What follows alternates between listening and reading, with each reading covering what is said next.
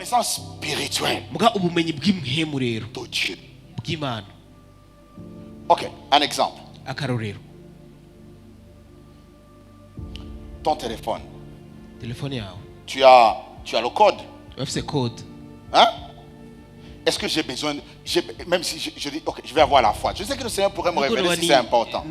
Mais nizera umwami yobimbwiye ndabizi ko bikenewe si c'est important. bikenewe nk'akarorero. Mais disons que je vais dire, je vais utiliser la foi. Dufate ko mvuze ati nshaka gukoresha kwizera Je rero vais ouvrir. ndashaka kuyugurura J'active ma foi. ndakije ukwizera open. kwanje kugira ngo ndavyugurura. Mais lui, sa foi, c'est la connaissance du code. We ukwizera kwiwe n'ukumenya ijambo kabanga ry'iyo telefone. That's faith. Uko niko kwizera. His knowledge is faith. Ukumenya kwiwe niko kwizera. Shitu ijambo ry'Imana ngo ukwizera n'ukumenya neza. His knowledge, that's faith. Ukumenya kwiwe niko kwizera kwiwe.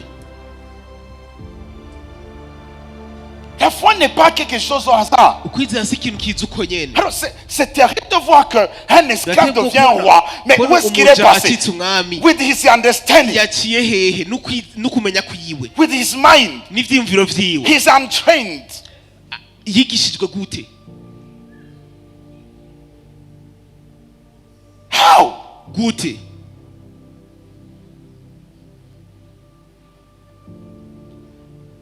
Écoutez, Munyumvize rero. c'est important de comprendre Nivyankenerwa que gutahura chaque chose que tu deviens, yuko ikintu cyose ucika, chaque chose que tu veux recevoir dans la vie, ikintu cyose ushaka kwakira mu buzima tu le deviens d'abord. utegerezwa kubanza kugicika imbere yo kucakira. Je vais répéter. Reka ndagisubire. Chaque chose que tu veux recevoir dans la vie, Ikintu cyose ushaka kwakira mu you have to buzima become that thing. utegerezwa kubanza kugicika icyo nyene imbere yo kucakira. If you want to be a king, be a king, not a Ushaka kuba slave. umwami bumwami In your mind, ntube umuja mu vyiyumviro vyawe. be trained Wigishwe as a king. utozwe indero nk'umwami.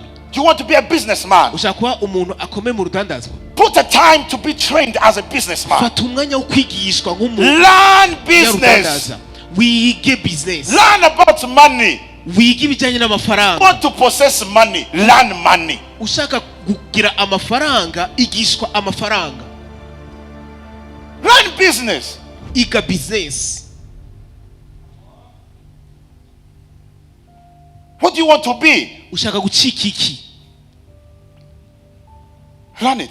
Écoutez, ça veut dire dans son monde, Bisigwa ngaha muri dans son nosi monde, il y a une façon dont Dieu a hari régi ukungene les choses. ibintu Imana yabigize. Alors, quand il y a quelque chose qui se passe, Hari ikintu kibaye rero qui ne suit pas son rythme de Dieu. kidakurikiye ayo Non, non, non. mabwirizwa Dieu lui-même, il dit, shingiro non, cyangwa non, non, ameze ça, uko comment ça s'est passé? bica bitera kuzazanirwa ati byagenze gute Comment un esclave est devenu roi? gute umuja acitse umwami.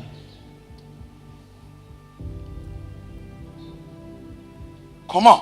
Byagenze gute? Byaciye hehe? Quelqu'un comprend ce que je dis? Hari umuntu atahura ivyo ndiko ndavuga. Dans chaque chose, Mu bintu vyose, dans chaque dimension que nous voulons atteindre, mu rwego rwose dushaka gushikako, we have to become that thing. dutegerezwa gucika ico kintu kwanza. Praise God. Haleluya. Et une fois que tu le deviens, Hama iyo gicitse c'est facile que ça vienne vers toi. biroroshe yuko biza bikugana. Ça ne vient pas comme ça, non. Ntibiza uko nyene. La foi, c'est la connaissance. Ukwizera n'ukumenya gose. Yes. Praise God. Haleluya. Est-ce que je parle à quelqu'un? Mbega hari umuntu ndiko ndabwira? Est-ce que je parle à quelqu'un? Hari umuntu ndiko ndabwira? Est-ce que je parle à quelqu'un? Mbega hari umuntu ndiko ndabwira? Tu t'éduques from now. Uritoza indero Now. wenyene guhera Now. ubunyene. Now. Guhera ubunyene, guhera ubunyene. Vous voyez, nous allons vers une autre année. Turiko turagenda mu wundi mwaka. Et je sais peut-être qu'en toi, you have oui. dreams. You want Urafise to indoto, do urafise ibintu ushaka things. You want to gushikako. see things. You Urabona want, ushaka you want, kubona. you want, you want, you want, you want. Urashaka. But until Mugabo gushika you do it, ubikoze it remains just a wish. bizoguma biri ivyifuzo gusa. Praise God. Ça veut dire que tu dois te préparer pour ça. Utegerezwa kwitegurira rero ivyo. Tu peux même chercher un livre Washaka kurondera n'igitabo qui est conforme à ça. gifatanye n'ivyo nyene. Quel est le livre qui pourrait me parler de ça? Ni ca gitabo combwira ivyo nyene shaka Tu jewe. le cherches. Ukakirondera. Ouais, parce que tu veux épouser cette connaissance. Kubera ko ushaka kumatana n'ivyo vyiyumviro. Comment un esclave pourrait être roi? Gute umuja yocika umwami? Par quel moyen? Bice mu yahe nzira? Par quelle puissance? Bice mu bwawe bw'ubushobozi? Impossible. Ntibishoboka.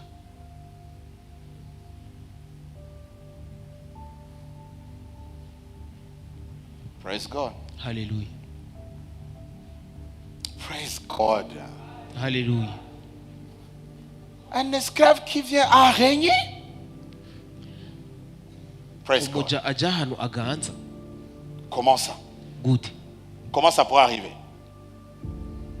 Praise God. Amen. Deuxième chose. Ca kabiri. Un insensé N'igifu iyo gihimvye ivyo kurya est foule. umusazi Est foule.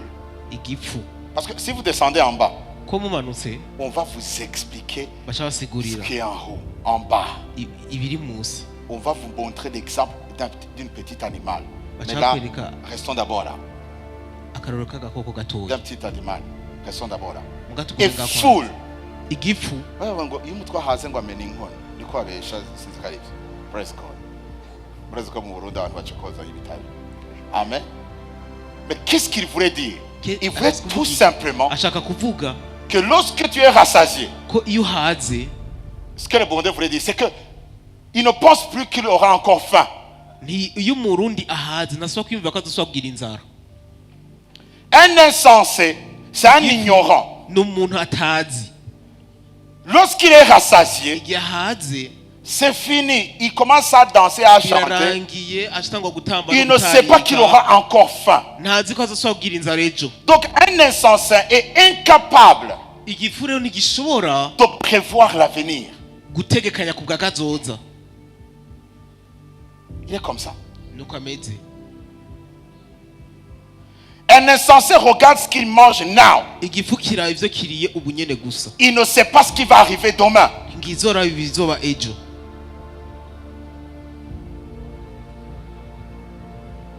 Vous savez qu'il a un comportement Afise ingeso de beaucoup d'enfants de Dieu.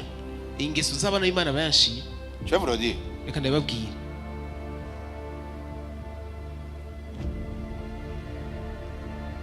Je sais, il y a ceux qui donnent la dîme, peut-être ceux qui ne donnent même pas la dîme. Hari abatanga Okay. ikiga cumi, hari n'abatagitanga nkeka. You are joking with your life. Uriko urakina n'ubuzima bwawe. Mais il y a autre chose. Mbwa hari ikindi kintu. Avoir le comportement de tout manger, Kugira ingeso yo kurya byose ce n'est pas un comportement divin. si ingeso y'ubumana.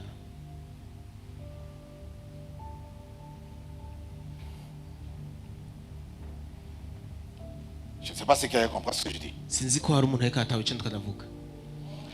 Ok. Qui n'a pas eu 100 000 cette année?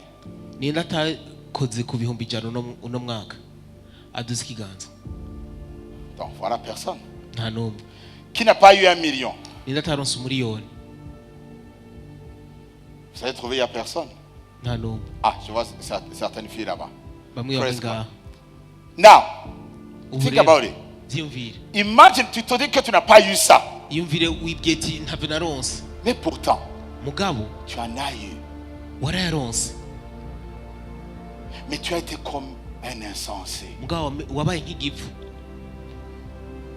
Je ne sais pas si quelqu'un a compris ce que je dis. Sinzi ko hari umuntu atawe ivyo Tu as navuze. été comme un insensé. Wabaye nk'igifu. Et l'année prochaine, si tu fais la même chose, tu seras comme un insensé. Ni wakora uko nyene uzoguma muri igifu nyene. Tu reçois l'argent, Uzokwakira amafaranga.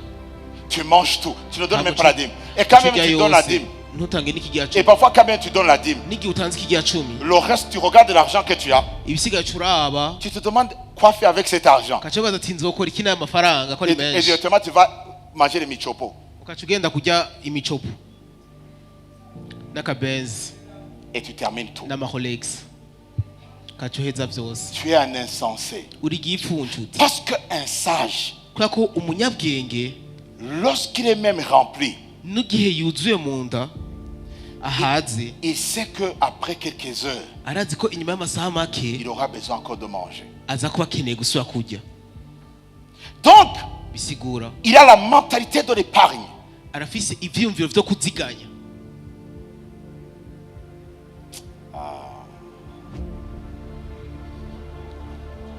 Il a la mentalité de quoi? arafise ivyiyumviro vy'iki De l'épargne. vyo kuziganya Il épargne pour l'avenir. araziganiriza kazoza kiwe. Praise God. Est-ce que je parle à quelqu'un? Je crois que je n'ai pas seulement les insensés ici, n'est-ce pas? Ici, j'ai déjà intelligent. nimba uciye ubwenge. Praise God. Alléluia. Alléluia. Lisez un peu le verset 25. Some ku murongo wa 25. On peut commencer par le verset 24. Parce que là-bas en haut, kuko ngaho hejuru on ne parle ce qui concerne les insensés. akavuga Bas, ku bivanye 25, n'ibifu. on ne parle de ceux qui sont sages. Ku murongo wa 25 acavuga ku bijanye n'abaciye ubwenge. Uh-huh. Hari ibintu bine bito bito ku isi Bito bito. Apana binini, bito bito. Aha. ariko bifise ubwenge bwinshi. Good. Ibimonyo n'ubwoko budafise inkomezi. Yego.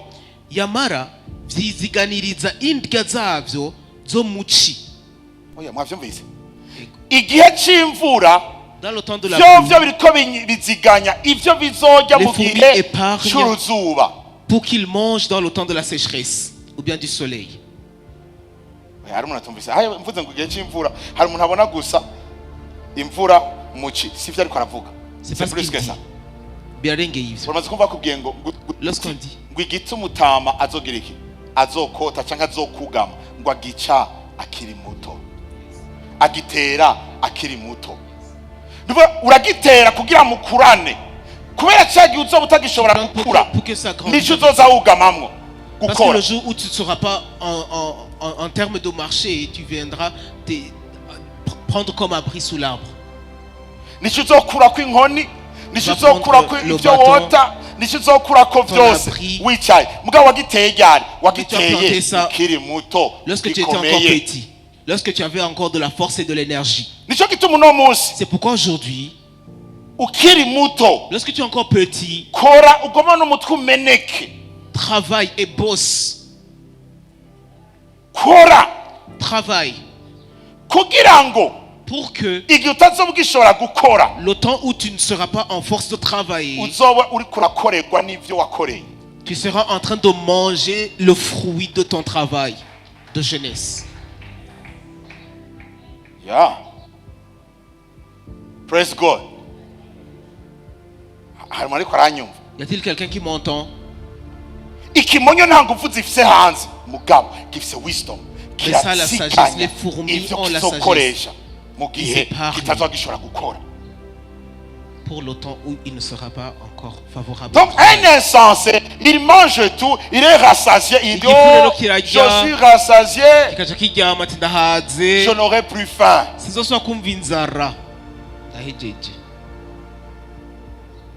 Pendant ce temps, Monsieur Kimonyo, il se lève tôt, il fait l'épargne.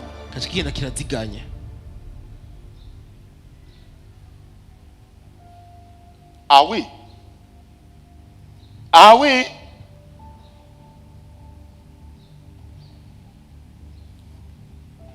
Mais nous, on a cette mentalité pauvre. Tu manges tout.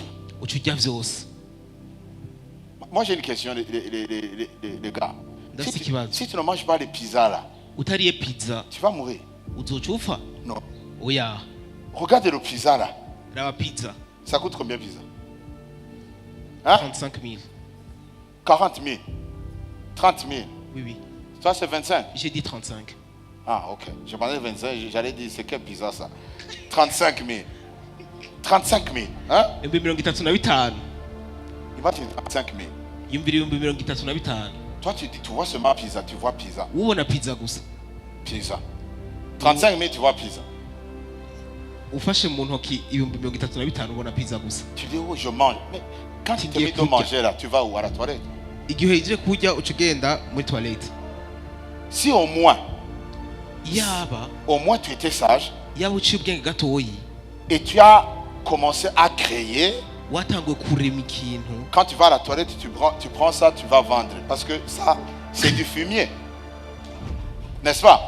Mais oui, ego c'est du fumier naturel. iyo ni ntabire Tu vas vendre ça. ukaca ugenda ukabidandaza. Aujourd'hui, en France Uno musi mu et ailleurs, Faransa on le fait.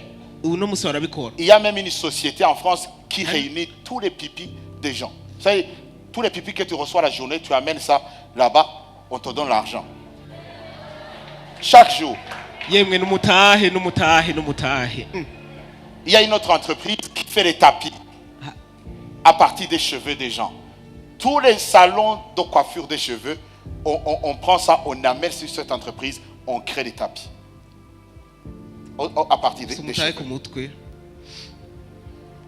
La pauvreté n'est pas le manque d'argent. Ubukene si ukubura amafaranga, C'est le manque de l'intelligence, ni de la ukubura connaissance, ivyiyumviro une connaissance qui est pratique. ubumenyi ushaka gukoresha. Ce qu'on nous apprend à l'école, Icyo batwigisha ku ishuri c'est bon. ni vyiza, Mais cela devrait nous permettre d'acquérir des connaissances. ivyo vyategerezwa kudufasha kuronka ubumenyi. Praise God. Haleluya. Nukuri je ndabwiza ukuri. Je vous dis vrai, Ndafise indoto yo kubona rêve. nk'umuhungu yitoya akavuga ati jewe harano nkubitiye ndindira gatoyi. Je Akambwira ati pars dadi we ndindira gato un ndagarutse. garçon qui me dit, Daddy, attends, je pars et je reviens.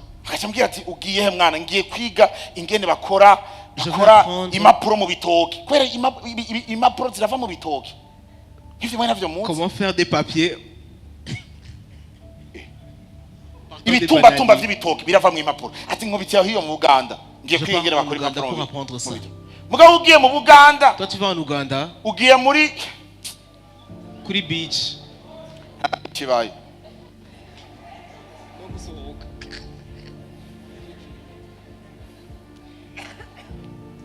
Praise God.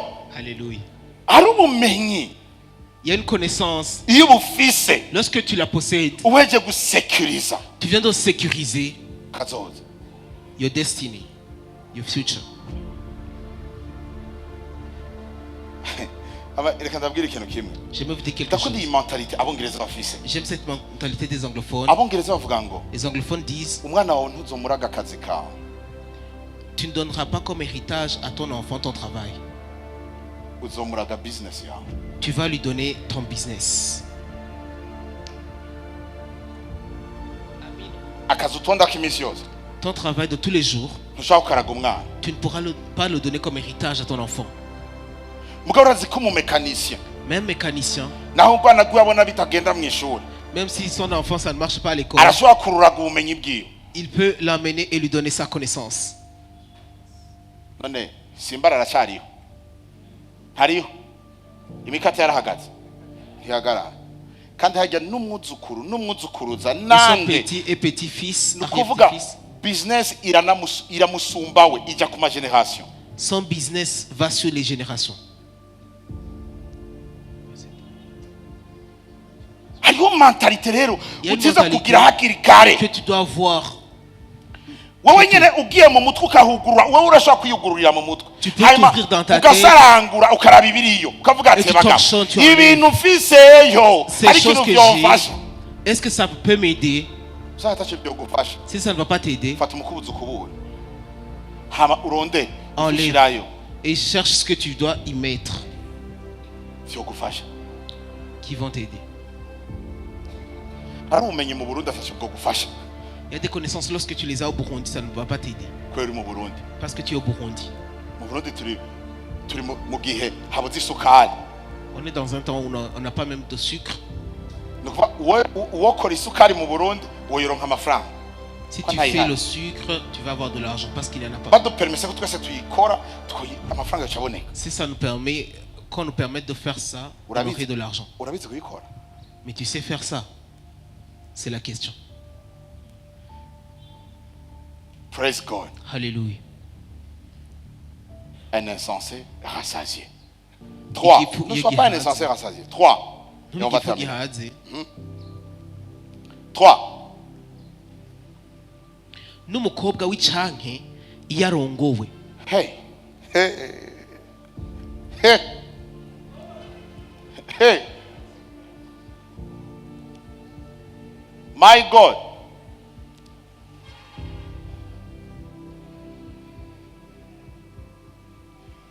When an unfaithful woman marries a good man. Badonnez une diversion, une diversion. Praise God. Je vais vous montrer ce qu'on explique là.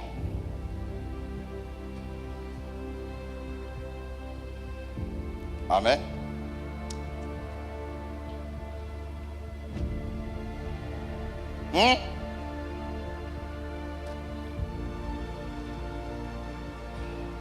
Hallelujah.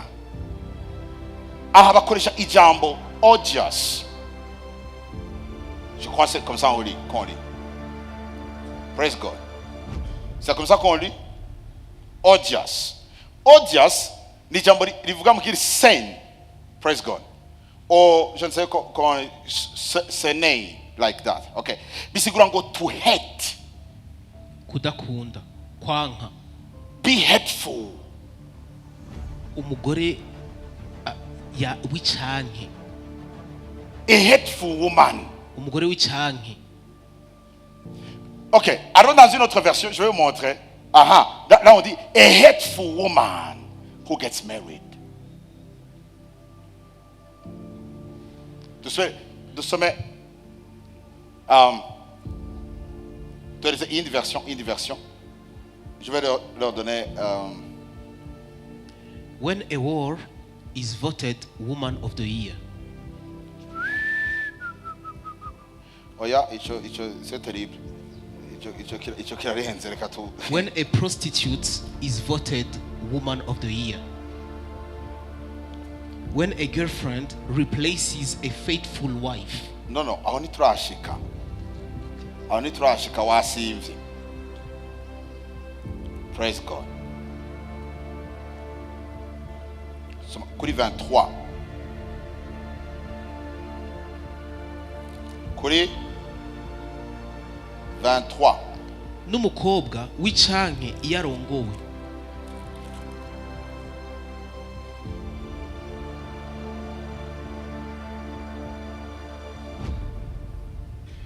Hey. Praise God.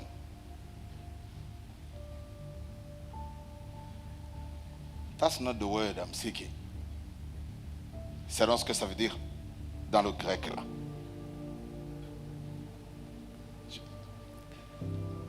là. Tu peux nous donner.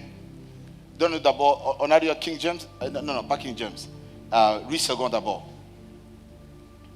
Louis II. Tu peux lire pour moi, Louis II.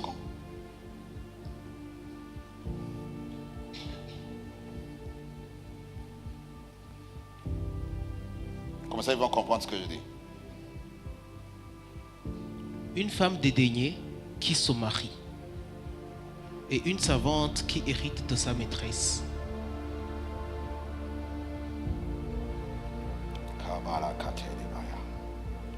Thank you, Holy Spirit. Amen. Hallelujah.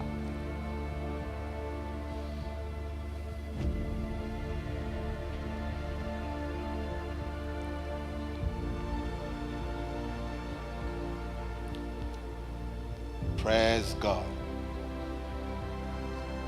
A hateful, unfaithful woman get married. Umugore atagira ubwizigirwa canke umugore w'icanke yarongowe.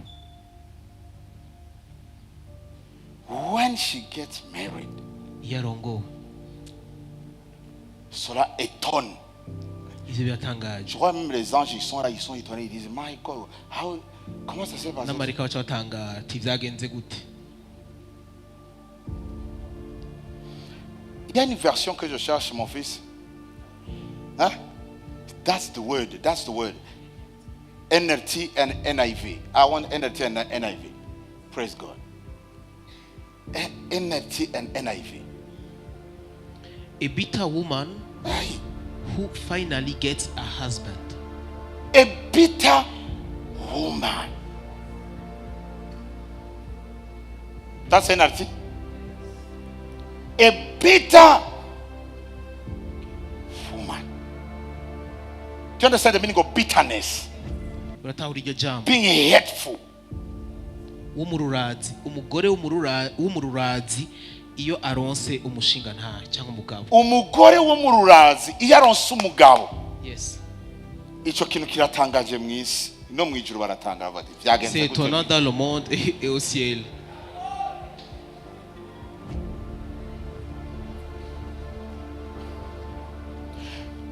Je vais prendre un peu ça. Yafate iri jambo. Donne-nous NLT. Je vais prendre un peu ça. Yafate iri jambo. NLT. On dit hateful, on dit unfaithful, on dit bitter. Utari umwizigirwa umururazi, umugore w'umururazi. Get a husband. Igihe aronse umugabo.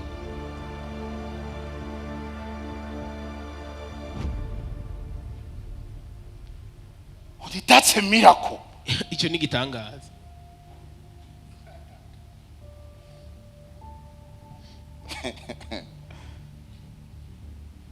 That's a miracle. Icyo ni igitangaza. Bitterness. Uko kuba umururazi, Muratora ijambo kumururazi, umururazi. une personne qui est Praise God. amère. Amer. Mwende majambo umugore ari umururazi ntabereye kugira ubukwe. Ne doit pas avoir. Ntabereye kubaka. Donc, ne devrait pas se marier. Ibi byose biriko bitwigisha Ces ingene choses- umuntu yubatse indani muri we. Ça nous montre C'est comment très quelqu'un important. est construit à Ingene l'intérieur. yubatse. Comment il est construit à l'intérieur. Nico gituma je vais terminer par ça. Kampereze ngaha, On va continuer next time. tuzobandanya. Vous les jeunes, Imiyabaga, les filles, abakobwa, les jeunes garçons, abahungu, ceux qui sont encore jeunes, abakiri bato, construis ton intérieur. ubaka indani muri wewe. Put up your inside. Ubaka indani muri wewe. Praise God. Hallelujah. Prépare-toi à affronter la vie now. Itegure kuzohura n'ubuzima mugabo witegura ubunyene. Construis ton homme intérieur. Wubaka umuntu wawe indani. Éduque-toi maintenant. Witoze indero ubu. Pendant que tu es jeune, Mugihe ukiri muto, éduque-toi now. witoze indero. Pour construire ton avenir. Kugira ngo wubake kazoza Tu kawe. ne le feras pas demain. Ntuzobikora ejo. Tu dois le faire now. Utegerezwa kubikora ubu. Ok, je sais. Ndazi, N'aie pas peur. ntugire ubwoba. Je vais vous expliquer une chose. Reka ndasigure ikintu. Je sais. Ndazi, Quand tu es dans un pays igihe uri mu gihugu où l'accès au travail est limité, aho gushikira akazi bifite akarimbi, ça accrue la délinquance. Ça accrue la délinquance. bica bigwiza ingeso mbi. Oui. Parce que beaucoup de pays, ils ont la force, mais ils ne peuvent rien faire. Ils n'ont pas à Barafise faire. ubushobozi mugabo ntacyo bakora. Ils ont la force, Bafise inkomezi mais ils n'ont rien à faire. mugabo ntacyo bakora. Ils n'ont pas de travail. Nta kazi bagira. Et c'est pas de leur faute. Kandi si ikibazo cyabo. Parfois, c'est parce qu'ils n'ont pas accès au travail. Je sais que vous, Iko tout le badashobora monde, gushikira vous akazi. pensez que vous ne voulez pas travailler. Beaucoup d'entre vous veulent travailler. Benshi muri mwebwe murashaka gukora. Parfois, ce n'est pas aussi votre faute. Hari igihe usanga atari ikibazo cy'iwabo. C'est le problème de l'organisation d'une nation. Ni ikibazo cyo kumwe n'igihugu gitunganijwe. Praise God. Ah oui. Ego. Parfois, ce n'est pas ta faute. Hari igihe usanga atari ikibazo Parfois, c'est cy'iwabo. l'économie. Parce que plus on ouvre des entreprises, plus il y a le travail qui vient. Igihe Plus il y a twugura amashyirahamwe menshi acaza akazi. les entrepreneurs qui viennent, les investisseurs. Plus il y Acaza a le abikorera travail. ivyabo bakaca baza acaza akazi. Et quand il n'y en a pas, Igihe atabihari le travail est limité. akazi kaca kagira akarimbi. On a une main d'œuvre qui est grande. tugira abantu benshi buzuye Mais qui n'ont pas bashobora de gukora travail. mugabo batagira icyo bakora. Ok. Mais Mugabo pendant, vous savez que nous croyons en Dieu. bazi ko twizera Imana, Nous savons que les choses vont changer. tubazi ko ibintu bizohinduka. Mais si ça change, Mugabo nivyahinduka alors que tu n'es pas préparé, hamutiteguye wewe, il faut que quand l'opportunité vient, nihaza akaryo, il faut que l'opportunité te trouve déjà préparé. harakenewe yuko ako karyo kaza gasanga usanzwe witeguye. Praise God. Hallelujah. Ne détruisez pas votre vie Ntimusambure ubuzima bwanyu pendant que vous êtes encore jeune. mu gihe mukiri bato. Ça, j'aime le dire. Ivyo Ne, ndavuga ne kubivuga. détruis pas ta vie quand tu es une fille à cause de l'iPhone. À cause, vous savez, Ntusambure ubuzima bwawe kubera ko uronse iPhone cyangwa ikindi kintu. iPhone 16. iPhone 16. Moi là, Jewe c'est maintenant que je viens d'avoir iPhone. ubu niyo ndonse iPhone. Et j'ai eu cet iPhone pourquoi? Parce que je voulais Rero faire se des kubera vidéos. iki? Kubera ko nashaka kugira amavideo. Ce n'est pas parce que je voulais téléphoner. Si kubera ko nashaka gutelefona. Tous les téléphones fonctionnent. Amatelefone yose arakora. Ça téléphone, non? Aratelefona akandika message. Mais pourquoi iPhone? Ah, iPhone parce que je veux voir les 3 yeux. Pour Kubera faire iki quoi? iPhone nione macho matatu? Pour faire quoi? Kugira ngo bimari iki? Tu es jeune, tu détruis ta vie. Uri muto uriko urasambura ubuzima bwawe. Les jeunes filles qui sont ici, Abakobwa bari ngaha, pour les petites filles, mwega abakobwa bakiri bato, soyez sages. muca ubwenge. Ils veulent les belles photos. Bashagira amafoto meza. Soyez sages. Mube incabwenge. Soyez un peu sages. Soyez intelligentes. Mube incabwenge. Que les petits garçons là ne vous mentent pas. Abahungu ntibabahende.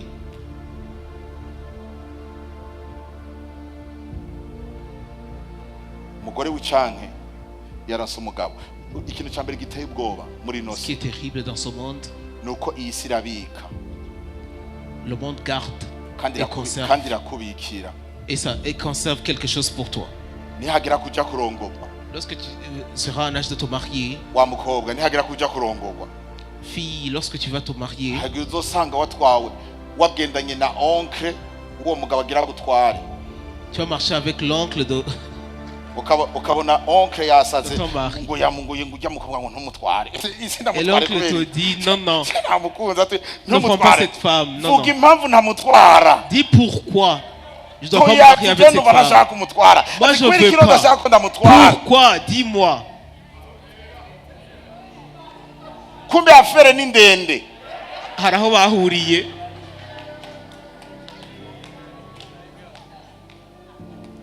Afere ni ndende. Cette affaire est longue. Akubwira gusa ngo Il oya. te dit non Cyangwa simplement. ukabona papa wawe Et tu vois ton uramusikanye muhira bakamwakira hanyuma ageze gutaha On le agira ati, reçoit et il dit, ujya mukobwa asigaye kuzomutwara. je veux pas que tu te Papa maries avec wawe cette fête femme.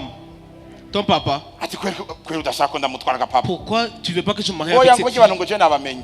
J'ai connu ces gens-là. Ngo iwabo ngo si abantu beza. Oya si ibintu by'iwabo. C'est pas Ni affaire imeze ukuntu. c'est une affaire qui est un peu longue. Hariho affaire Il y a ndende. une affaire longue. Donc uri umujeune, Lorsque tu es jeune, uri umujeune iyubake ubuzima bwawe ubwubake. construis-toi et construis ta vie Uriko wibuka na kazoza kawe. en voyant ton avenir et ton futur N'abana bawe. et même tes enfants. Donc imagine nk'abantu uzozubona Imagine umunsi umwe les gens que uri tu verras umumama un jour. w'abana Tu es une maman des enfants ukazibona et tu trouves, umwana wawe akubwira ati mama nakubonye kuri internet ati wambonye maman, je t'ai vu sur internet, kumbe hari ifoto yawe. il y a une photo.